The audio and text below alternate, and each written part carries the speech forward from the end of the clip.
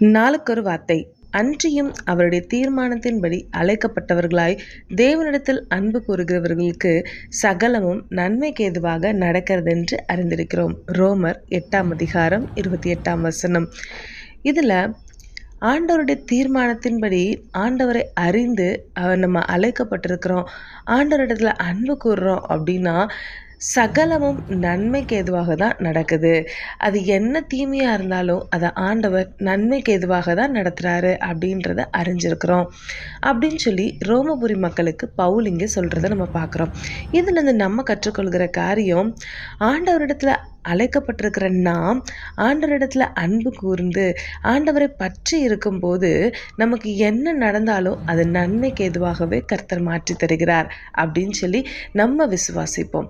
அதனால ஆண்டவரிடத்துல அன்பாய் இருப்போம், நன்மையை பெற்றுக்கொள்வோம். தேவனுக்கே மகிமை உண்டாவதாக.